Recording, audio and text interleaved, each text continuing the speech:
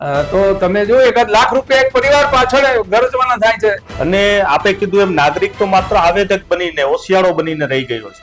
જે નાગરિકના હક અને અધિકાર છે એ બાબતને લઈને નાગરિક કેમ આટલો ઉદાસીન છે અત્યારના સમયમાં? જ્યારે ચૂંટણી સમાપ્ત થઈ ત્યારે આ દેશના જે 35-40 કરોડ લોકો હતા આ બધા જ આવેદક બની ગયા. હવે એને પોતાની શક્તિને જાગૃત કરવી હોય તો એને માટેનો રસ્તો શું છે? આપની પાસે કોઈ માલિક છે એને પહેલા તો માનવું પડે કે હું માલિક છું. જે માલિકી પણ તમારે જોઈતું હોય, સત્તા જોઈતી હોય તો ટિકિટ આપવાનું જે કામ છે એ માલિક તરીકે તમારે કરવું પડે. એવું થસાવે છે કે અમે જ તમારા માટે કંઈક કરી શકીએ, અમારા સિવાય તમારો કોઈ વિકલ્પ નથી.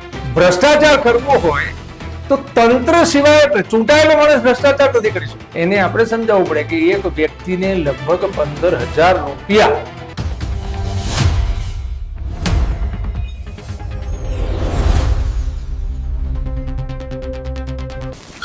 નમસ્કાર, ચક્રવાત ન્યૂઝમાં આપનું સ્વાગત છે.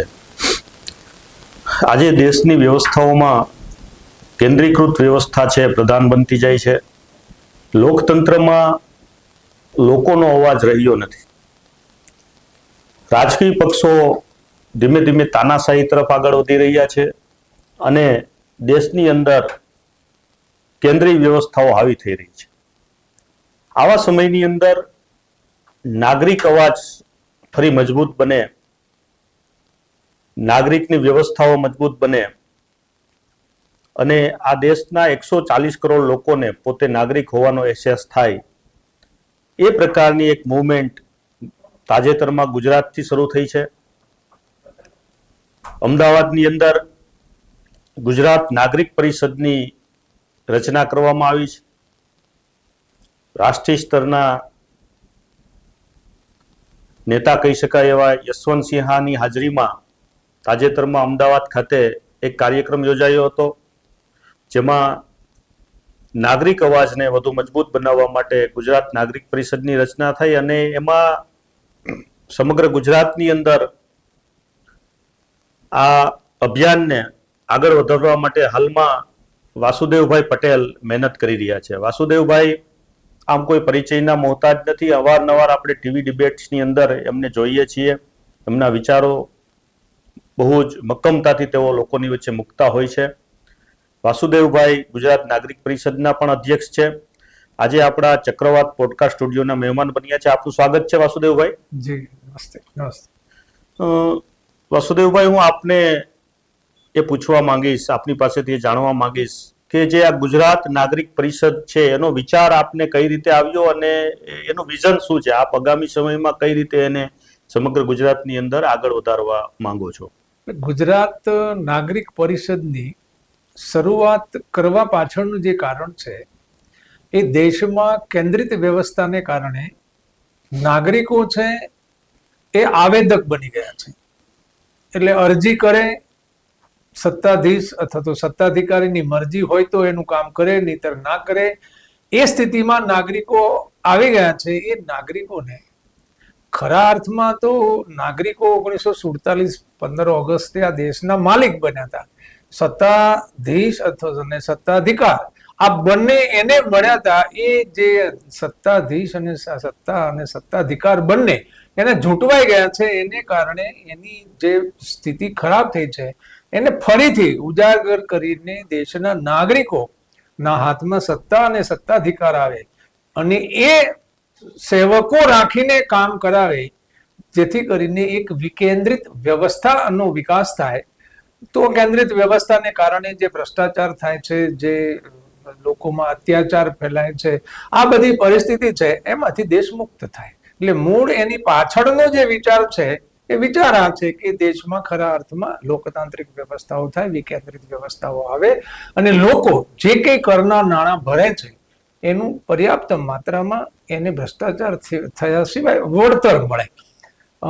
રહી વાત આ મુહિમને, આપણે બીજો જે પ્રશ્ન આપે પૂછ્યો છે કે આને કેવી રીતે આગળ વધારવા માંગો છો, તો નાગરિક જે છે એ એવું માને છે કે હું દેશનો માલિક છું અને જે ચૂંટાય છે અને જે સરકારી તંત્રમાં નિમાય છે એ મારા નોકરો છે, સેવકો છે. આ તદ્દન ભૂલ ભરેલી એમની કલ્પના છે. જો એ માલિક પ્રજા માલિક હોત અને નોકર તરીકે જો ચૂંટાયેલા ને નિમાયેલા લોકો હોત તો નાગરિક કેમ થવું જોઈતું હતું ને, એવું થતું નથી. નાગરિક એમ કહે તો ભ્રષ્ટાચાર નહીં થવો જોઈએ, તો ભ્રષ્ટાચારી રોકી શકતી નથી. નાગરિક એવું માને છે કે જે ભૂલ જે કરે છે એને સજા થાય છે. તો આપણે જોયું હમણાં ગુજરાતમાં જે જમીન માપણીનો જે કાર્યક્રમ થયો, એજન્સીએ કાર્યક્રમ કર્યો, પછી એનું ચકાસણી છે સરકારી માણસોએ કરી, પૈસા ચૂકવાઈ ગયા અને અત્યારે એમાં લાખો ભૂલો છે. અને એક ભૂલ સુધારવાના 1 લાખ થી કરોડ સુધીના રૂપિયા લેવાય છે. એ કોણ ભોગવે છે? તો ભૂલ કરે છે ચૂંટાયેલો, નિમાયેલો અથવા તો એજન્સી, અને ભોગવે છે નાગરિક. એટલે આ જે પદ્ધતિ જે ડેવલપ થઈ છે કે એમાં નાગરિક કશું કરી શકે એવી સ્થિતિમાં જ નથી. તો ફરીથી નાગરિકના હાથમાં સંપૂર્ણ દોર આવે એવું થઈ શકે એમ છે, એ દિશામાં આપણે બધાને દોડી જવા માંગીએ છીએ. વાસુદેવભાઈ, 26 જાન્યુઆરી 1950 રોજ આપણો દેશ છે એ પ્રજાસત્તાક બન્યો એવું આપણે કહીએ છીએ અને ગણતંત્ર દિવસની ઉજવણી પણ કરીએ છીએ. પરંતુ બન્યું એવું છે કે 1950 પછી આ દેશ છે પ્રજાસત્તાક નામનો રહ્યો છે, બાકી એ નેતા સત્તાક બની ગયો છે, અથવા તો રાજકીય પક્ષોના હાથમાં તમામ તાકાત જતી રહી છે. અને આપે કીધું એમ નાગરિક તો માત્ર આવેદક બનીને, હોશિયારો બનીને રહી ગયો છે. તો હવે સંવિધાનની અંદર જે પ્રજાસત્તાકની ભાવના છે, જે નાગરિકના હક અને અધિકાર છે, એ બાબતને લઈને નાગરિક કેમ આટલો ઉદાસીન છે અત્યારના સમયમાં? એટલે નાગરિકે એની પોતાની પરિસ્થિતિ સમજવાની જરૂર છે. 50માં જેમ 26મી જાન્યુઆરીએ દેશ પ્રજાસત્તાક થયો એવી ઘોષણા થઈ ગઈ. પછી ચૂંટણીઓ આવી. જ્યારે ચૂંટણી સમાપ્ત થઈ ત્યારે આ દેશના જે 35-40 કરોડ લોકો હતા આ બધા જ આવેદક બની ગયા. 2 દિવસ પછી મતગણના થઈ.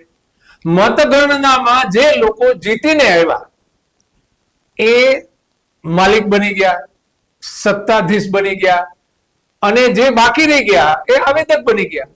એટલે જે સત્તામાં આવ્યા એમને સત્તાધિકારીઓની નિમણૂક કરી. એટલે સત્તા જતી રહી મુખ્યમંત્રી વડાપ્રધાનના હાથમાં, સત્તાધિકાર જે છે મંત્રીમંડળ અને સરકારી તંત્રના હાથમાં, અને આમની પાસે હાથમાં ખાલી અરજી કરવાની એક જેને કહેવાય કે તમે અરજી કરી શકો એવી સ્થિતિ પેદા થઈ. એટલે એને કારણે આવેદક બની ગયો છે.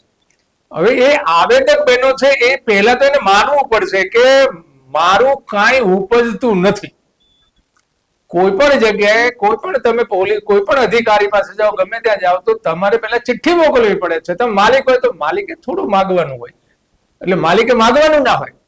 એટલે હવે જે નાગરિકોએ જે બીજો જે વિચાર કરવાનો છે કે ભાઈ મારે તો ખરા અર્થમાં તો હું માલિક છું, પણ હું માલિક પણ હું ભોગવી શકતો નથી. તો ભોગવવું હોય તો શું કરવું પડે? તો ભોગવવું હોય તો એને માલિક થવું પડે.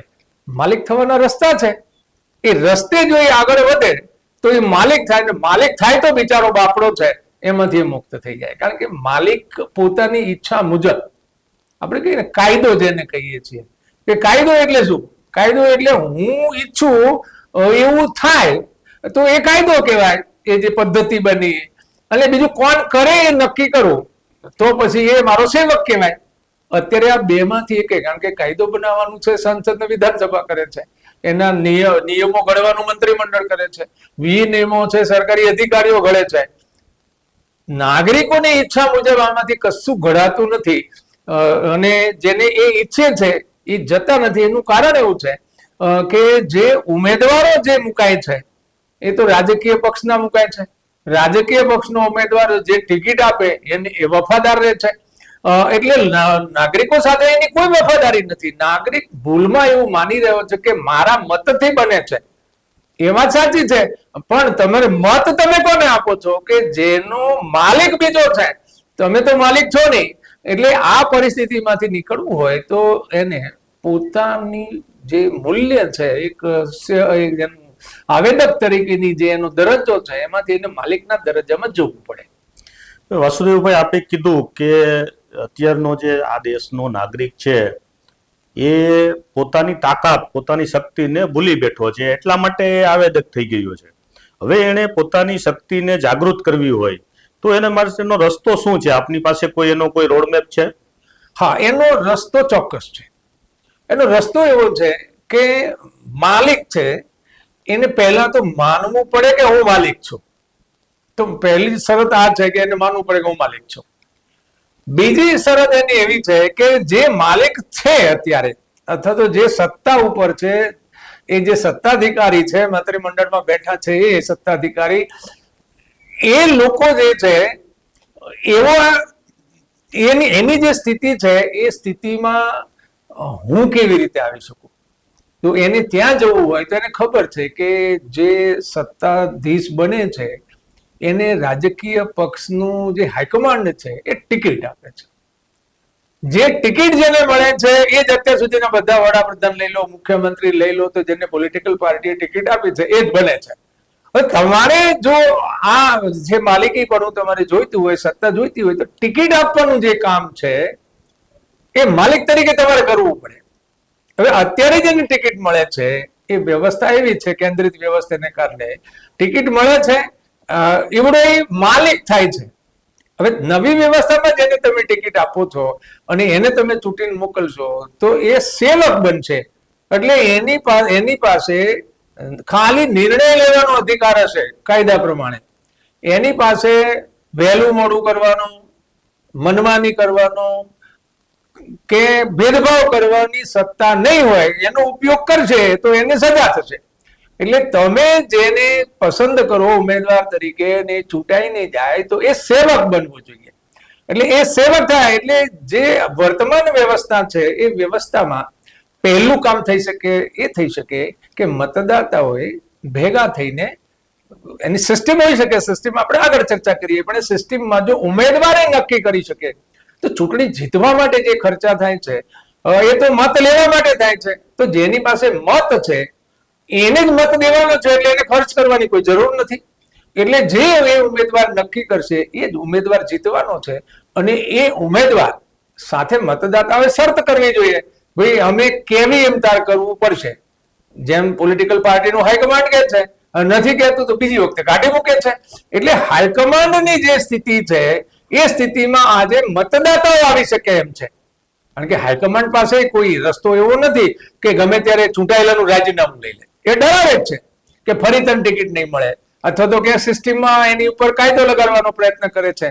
એટલે કુલ મળીને હાઈકમાન્ડની જે પોઝિશન છે એ પોઝિશનમાં મતદાતા ઉમેદવાર નક્કી કરે તો આવી શકે. ને એક વખત એવા ઉમેદવારો એ નક્કી કરીને મોકલે તો એ કેમ કરવાના છે, એ કેમ ના કરે એવી સ્થિતિ પેદા થાય તો મતદાતાઓ પાસે બીજો ડોઝ તૈયાર છે. બીજો ડોઝ એવો છે કે તરત ને તરત ગુજરાતમાં સ્થાનિક સ્વરાજ્ય પછી ચૂંટણી આવવાની છે વિધાનસભાની. વિધાનસભાની ચૂંટણીમાં જો ધારાસભામાં એક ધારાસભ્યને મોકલી આપે તો એવો કાયદો લખેલો તૈયાર કાયદો છે કે એ કાયદો અમલમાં આવે તો અત્યારે જે એને ડરાવીને રાખવા પડે છે એની જગ્યાએ પાછા બોલાવી શકે. એટલે એવી વ્યવસ્થાઓ પણ વિધાનસભામાં કાયદો બને તો સ્થાનિક સ્વરાજની સંસ્થાઓમાં થઈ શકે એમ છે. એટલે કુલ મળીને એને પોતાની ભાવ જગાડવાની જરૂર છે કે ભાઈ માલિક હું છું તો ઉમેદવાર હું નક્કી કરીશ, બીજો ઉમેદવાર નક્કી કરે ને એને તમે મત આપો તો વફાદાર બીજાને રહેવાનું છે. એ જ અત્યારે તો મોટામાં મોટી જે મુશ્કેલી છે મતદાતાની આ છે. અને મતદાતા જો ધારે તો પોતાનો ઉમેદવાર પસંદ કરી શકે છે, મત આપીને જીતાડી શકે છે. તો આ વ્યવસ્થા થઈ શકે. વાસુદેવભાઈ, સ્થાનિક સ્વરાજની ચૂંટણી ગુજરાતમાં નજીક આવી રહી છે અને આપણે સૌ જાણીએ છીએ કે ચૂંટણીઓ છે ને એ ભ્રષ્ટાચારની ગંગોત્રી છે. ચૂંટણીની અંદર જે લાખો કરોડો રૂપિયાનો ખર્ચ થાય છે એ ચૂંટણી જીત્યા બાદ જે ઉમેદવાર હોય એ કોઈને કોઈ એન પ્રકારે વસૂલ કરતા હોય છે સિસ્ટમમાંથી. હવે જ્યારે સ્થાનિક સ્વરાજની આ ચૂંટણી નજીક આવી રહી છે ત્યારે ફરીથી રાજકીય પક્ષો છે એ તો એના જે પ્રવાહ છે, એની સિસ્ટમ છે એ મુજબ કામ કરવાના છે, પરંતુ એને જો રોકવા હોય તો નાગરિકોએ હવે શું કરવું જોઈએ? એમાં કયા પ્રકારનો પ્રયોગ કરવો જોઈએ જેનાથી આ જે ભ્રષ્ટાચારની ગંગોત્રી છે એને અટકાવી શકાય? સૌથી પહેલું તો રાજકીય પક્ષો જે પદ્ધતિથી ઉમેદવાર આપે છે ને એને જીતાડે છે એને તિલાંજલિ આપવી જોઈએ. જો રાજકીય પક્ષની જેમ નાગરિક પરિષદ પણ જો ઉમેદવાર આપશે અથવા તો લોકો એવી રીતે ઉમેદવાર કરશે તો સ્થિતિ એની જ રહેવાની છે, કારણ કે જીતવા માટે એને ફરી પ્રચાર કરવો પડશે, ભ્રષ્ટાચાર કરવો પડશે, ફરી બનાવશે. તો એ સિસ્ટમનો ત્યાગ કરવો પડશે. સિસ્ટમ શું થઈ શકે કે સ્વાભાવિક રીતે બૂથમાં વહેંચાયેલો છે. તમે ઉદાહરણ તરીકે ધારો કે રાજકોટ લઈ લો, તો રાજકોટમાં 18 વોર્ડ છે, દરેક વોર્ડમાં 50-60 બૂથ છે, એમાં એક બૂથ લઈ લો તમે, તો બૂથને જે લોકોને એવું લાગે છે કે ભાઈ આમાં માલિક તો થવું જ જોઈએ, આમાં પરિવર્તન આવવું જોઈએ, ભ્રષ્ટાચાર બંધ થવું જ જોઈએ, તેવું ખૂબ નાગરિકો માને છે. આવા નાગરિકો ભેગા થઈને એક જેને કહેવાય નાગરિક સમિતિ બનાવે બૂથમાં, અને એ પછી એક ચૂંટણી કરાવવા માટે થઈને એક નાગરિક છે એ ચૂંટણીની કરાવનાર એક સમિતિ બનાવે. એને કરવાનું શું ચૂંટણી સમિતિએ કે જે બૂથ યાદી છે એને 20-25 મતદાતા એટલે 4-5 પરિવારો 4-5 જૂથ બનાવી દેવાના, અને જૂથને કહેવાનું કે તમે તમારું કીધું કરે એવો માણસ આપો. તમે એની પાસેથી ગેરંટી લો અથવા તો તમને ગેરંટેડ લાગે છે એવી વ્યક્તિને તમે પસંદ કરો, એને કહો કે ઉમેદવાર નક્કી કરવા તારે જવાનું છે. આવી રીતે જો નામો કીધેલું કરશે તો જ આગળ વધવાનું છે. એવા નામો ધારો કે એક બૂથમાં છે એવા 40 નામો થશે, માન લો 50 નામ થાય છે, 60 બૂથ છે તો 6-5 3000 એવા લોકો નક્કી થાય. જેને ઉમેદવાર બનવું છે એવા આમાંથી 10% એટલે 300 જણાનું સમર્થન લઈ આવે એ ઉમેદવાર થઈ શકે. આવા 7-8 જે ઉમેદવારો થાય એનું આ 3000 લોકોનું બેલેટ છપાવીને ચૂંટણી કરાવી દેવાની, અને ચૂંટણીમાં જે ક્રમ બનશે, મત જેને જે વધારે મળ્યા છે પહેલા નંબર આવશે, પછી એના પછીનું પાછું, એમાં શરૂઆતથી લઈને જે ઉમેદવારોમાં ફિટ થતા હોય બધાને ત્યાં ઉમેદવારી આપે. તો શું થાય કે જેની પાસે મત છે એને જ ઉમેદવાર નક્કી કર્યો છે અને એને જ મત દેવાનો છે, એટલે પ્રચાર ખર્ચ શૂન્ય થઈ જાય, 0 બજેટ કોન્સેપ્ટ આવે. એટલે એને ખર્ચા નથી એટલે લેવાની માનસિકતા છે બંધ થઈ જાય. એટલે બીજું લોકોએ કહીને મોકલ્યો છે એની જોડે એને કઈ સોગંદનામા કર્યા છે કે ભાઈ આ જઈને આ કરવાનું છે, આ થવાનું છે, એટલે એને કારણે જે વ્યક્તિ ત્યાં જશે એને ન તો એને હાઈકમાન્ડનો ઉપરથી ભ્રષ્ટાચાર કરવા માટે આદેશ હશે, કારણ કે મોટા ભાગના અત્યારે જે ભ્રષ્ટાચાર કરે છે હાઈકમાન્ડને એને ચૂંટણી ફંડના નામે નામે પૈસા દેવાના હોય છે. આમાં એવું કઈ છે નહીં. બીજું એને ખર્ચા નથી, એને લોકોએ તો સીધા મત આપ્યા છે, એટલે ચૂંટણી સમયનો જે ભ્રષ્ટાચાર છે એ નીકળી જાય, ને પછીનો ભ્રષ્ટાચાર એટલા માટે નીકળી જાય કે એને ખર્ચા નથી.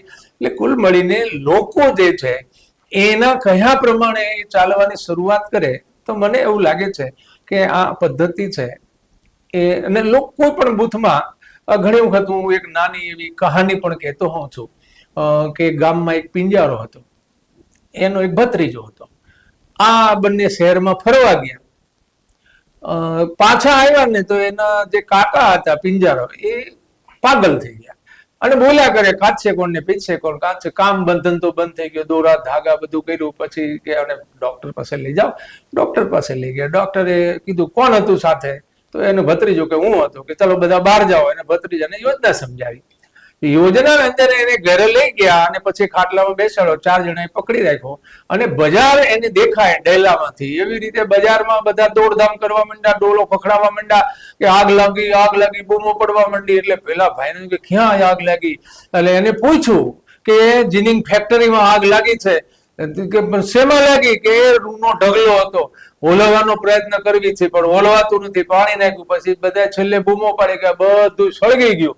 એટલે પેલાને એમ થયું કે હાશ, એને એ મોટો જે ઢગલો હતો ને એ કાંતવાની ચિંતા હતી કે આટલો બધો ઢગલો કાચશે કોને પીછળીમાં ગાંડો થઈ ગયો હતો.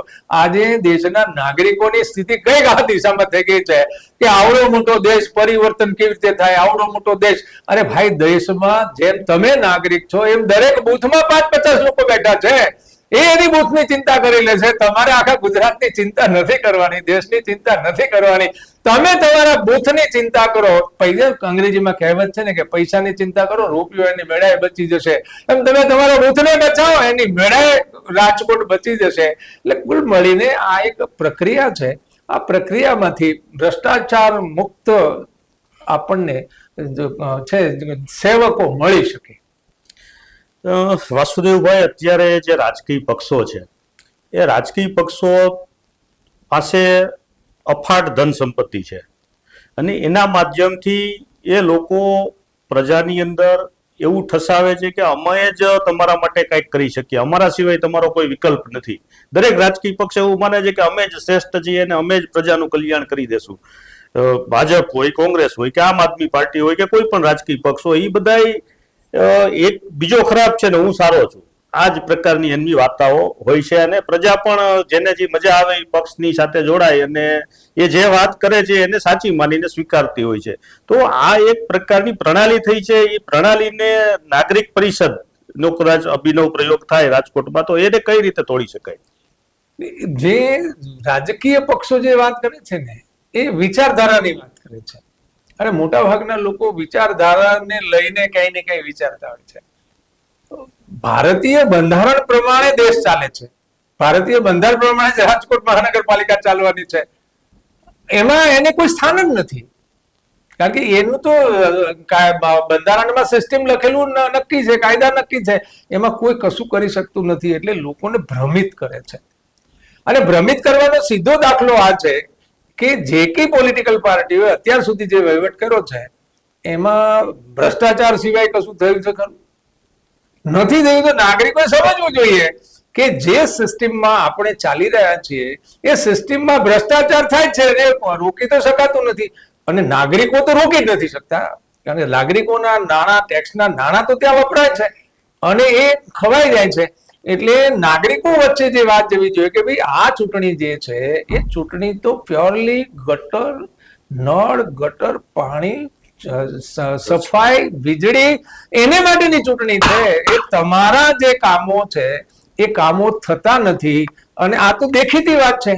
તો નાગરિકો એ સમજવાની જરૂર છે કે ભાઈ રાજકીય પક્ષો જે રીતે ચાલે છે એનું હાઈકમાન્ડ એની પાસે જે રીતે ભ્રષ્ટાચાર કરાવે છે અને એને ભ્રષ્ટાચાર કરવો પડે છે, ન કરે તો બીજી કોઈ ટિકિટ નથી મળતી. આ સ્થિતિને નાગરિકોને ખબર છે. એવું નથી, નાગરિકોને ખબર છે કે ભ્રષ્ટાચાર થાય છે, પૈસા ખાઈ જાય છે, અમારે લાંચ દેવી પડે છે, લાંચ દીધા વગર કામ થતું નથી. તો એને એ માની લેવું, માનવું પડે કે ના, ભ્રષ્ટાચાર રાજકીય પક્ષોના સિસ્ટમથી તો જતો નથી, જવાનો નથી, પણ અમારા માણસો જશે અને એની ઉપર અમારું દબાણ હશે તો એ ભ્રષ્ટાચાર નહીં કરે.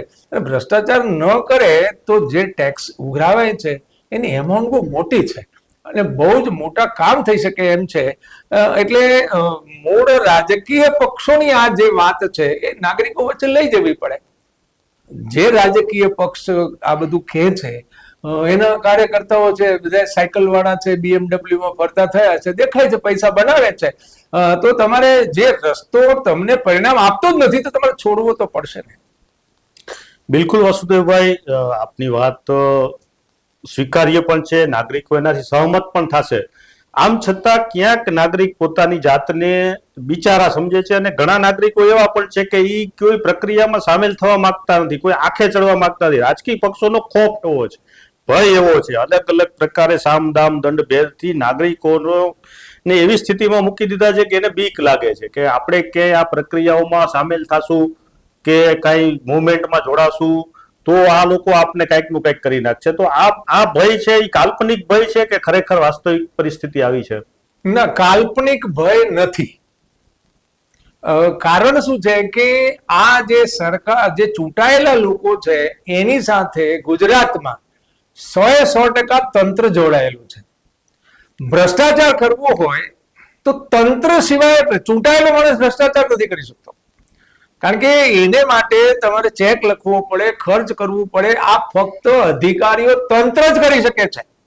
એટલે તંત્ર પોતાના ભ્રષ્ટાચારને ફૂલાવવા માટે, ફાલો ફૂલો કરવા માટે થઈને રાજકીય લોકો સાથે ભાગીદારી કરે છે. એટલે ડર, અને એક ડર છે. ધારો કે અત્યારે થાંભલા નખાય છે ખેડૂતોના, તો પોલીસ વાળા મદદ ખરેખર તો ખેડૂતને કરવી જોઈએ ને, એના બદલે કંપની વાળાની મદદ કરે છે. એટલે ડર તો આ લોકો ફેલાવે જ છે. હા, ડરમાંથી બીવું કોને જોઈએ? ડર, બીક જે લાગે છે એ સામાન્ય માણસ માટે તો કોઈ ડરનો સવાલ જ નથી આવતો ને. જેની પાસે ખોટું કરીને સંપત્તિ ભેગી કરી હોય એને ડરવાની જરૂર છે. હવે એ તમારા બૂથમાં જે એવા લોકો છે કે તમારું કીધું કરવાના છે, એની પાસે કે અરબો ખરબો રૂપિયા નથી હોવાના, અથવા તો એને કોઈ સંઘર્ષ આવવાનો નથી. એટલે ડર છે એ આ લોકો ફેલાવે છે, નક્કી છે, એ હકીકત પણ છે. તેમ છતાં એવો વર્ગ છે ને એ 1% છે. પણ એના ઓઠા હેઠળ બાકીના લોકોને ડરાવે છે. ધારો કે એક સારો માણસ છે ને, કઈ સારું કરતો હોય તો એની પર એક કેસ ખોટો કરી દે. ખોટો કેસ થાય ને એટલે બીજા બધા કે આવો માણસને આની ઉપર કેસ કરી દીધો તો આપણું શું થશે, એટલે એ ભય છે. એટલે બે રીતે છે, સાચો ડર પણ છે અને આ લોકોએ ઉત્પન્ન કરેલો પણ ડર છે, જે કાલ્પનિક ડર છે. એટલે એના લીધે લોકોને ડરાવીને આતંક ફેલાવે છે. એટલે સામાન્ય માણસે ડરવાની જરૂર નથી, કારણ કે એની પાસે ડરવા માટે કોઈ જગ્યા જ નથી. હા, એની કાલ્પનિક ભય છે એને છોડી દેવો જોઈએ. વાસ્તવિક ભય, જેને ખોટું જ કર્યું હશે તો એ આ સિસ્ટમથી દૂર રહે. કારણ કે હજારો મતદાતામાં જોઈએ છે તો આપણને કેટલા 40 લોકો, તો એટલા તો મળી જવાના છે. એટલે જેને આ સિસ્ટમમાં સાચો ડર છે અથવા તો ખોટો ડર છે, આ બંને એમાંથી મુક્ત થઈ જવાની જરૂર છે. અને જે લોકો કાલ્પનિક ડરે છે એને તો તરત છોડી દેવાની જરૂર છે, કોઈને ક્યારેય. અને બીજું એવું છે આમાં કે એક વસ્તુ એ થવાની છે કે એક વખત જો નેટવર્કિંગ થશે તો નેટવર્કિંગ થાય ને તો ડર કોને લાગે. ધારો કે મને કોઈ કાયદો અડાડે ને, ધારો કે કોઈ મર્ડરર છે પણ એને કાયદો અડાડે નહીં ને પોલીસ, ત્યાં સુધી એને કોઈ ડર નથી હોતો અથવા તો એને કઈ થતું નથી. પણ એને કાયદો અડાડે, એની પર FIR થાય તો તરત એને લાગુ પડે. આ FIR જે કાયદો લગાડે છે ને, એ તો વડાપ્રધાન હોય કે મુખ્યમંત્રી હોય કે ગૃહમંત્રી હોય. આપણને ખબર છે ગુજરાતમાં ગૃહમંત્રીએ જેલમાં જવું પડ્યું, રહેવું પડ્યું હતું. એટલે કાયદો અડાડવાની સિસ્ટમ લોકો ચાલુ કરે. નાનો માણસ કાયદો એક અરજી જ કરવાની હોય છે, અધિકારીઓમાં છે. નહીં ગુનાહિત હોય તો તમારું કામ કરવાનું છે, જે કામ નથી કરતો પૈસા લેવા છે તો ગુનાહિત ઇતિહાસમાં ક્યાંક ને ક્યાંક તો સંડાવેલો જ છે. એટલે તરત જ તમે બે અરજી થાય તો તરત વિષય નિકાલ આવે. એટલે કુલ મળીને ડર દૂર કરવાના ઘણા રસ્તા છે. પણ નાગરિકોએ એક વખત એ માની લેવું જોઈએ કે મારે માલિક થઈને આ બધું દૂર કરવું છે. અને હકીકતમાં આ બધા 5 વર્ષના માલિકો છે. મૂળભૂત રીતે એને બદલવાની તમારામાં તાકાત છે, પણ એને માટે બંધારણમાં જે વ્યવસ્થા થઈ છે એના માટે તમારે એક વખત અસ્થાયી માલિક બનવું પડે છે. એટલે ધારાસભામાં બહુમતી હોય તો સ્થાનિક સ્વરાજમાં માલિક બનાય, એમ લોકસભા રાજ્યસભામાં બહુમતી હોય તો તમે આખા દેશમાં માલિક બની. એટલે એ આ આપણા માટે એક એને રિસ્ટ્રિક્શન મૂકી દીધું. બંધારણમાં જો રેફરન્ડમની સિસ્ટમ હોત તો આપણે ગમે ત્યારે એને દબાવી શકીએ. એટલે આ એક એમાં કોઈ એવું હર્ડલ મૂક્યું છે કે લોકોને ત્યાં જતા ખૂબ વાર લાગે. એટલા માટે પરિવર્તન કરતા વાર એટલા માટે લાગી રહી છે કે નાગરિકોએ એક વખત એના માણસને વિધાનસભા સુધી પહોંચાડવો પડે એમ છે, લોકસભા સુધી પહોંચાડવો પડે એમ છે. એને માટે ચૂંટણી લડવા માટે રાજકીય પક્ષો તો લાખો કરોડો રૂપિયા નાખે છે, કારણ કે એમને ખબર છે કે પછી લૂંટીને ભેગા કરી લેવાના છે. એટલે આ નાગરિકોને એક વખત જો આપણે આ ડરમાંથી મુક્ત કરી દઈએ કે ડરવાની જરૂર નથી, એવા લોકો આગળ આવે તો એની સંખ્યા 95% છે. બિલકુલ સાચી વાત કરી વાસુદેવભાઈ આપે. હવે ગુજરાત નાગરિક પરિષદનું આપે અભિયાન હાથમાં લીધું છે, ત્યારે તમારું આગામી આયોજન અને શું પરિકલ્પનાઓ છે એ બાબતની, અને ગુજરાતના નાગરિકોને તમે શું સંદેશ આપવા માંગો છો? એક તો નાગરિકો પાસે પહોંચવાની જરૂર છે. સાધારણ રીતે અત્યારે નાગરિકો સાથે જે રાજકીય પક્ષો પહોંચે છે એ ઘર ઘર પત્રિકા નાખે છે, અથવા તો સોસાયટીઓની મિટિંગ લે છે, અથવા તો કોઈ કોમ્યુનિટીની જેને કહેવાય ને કે જે કે જાતિ જ્ઞાતિની મિટિંગો લે છે. આ પદ્ધતિ એપ્લાય કરવાની જરૂર નથી. નાગરિકો સુધી જે વાત આપણે પહોંચાડવી છે એ 4-5 પરિવારોનો જે સમૂહ હોય એને બેસાડીને એને વાત કરવાની જરૂર છે. વાત શું કરવાની છે?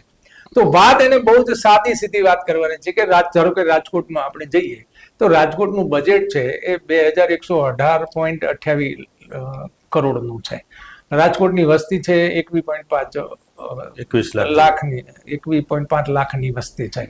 એટલે અને 18 વોર્ડ છે.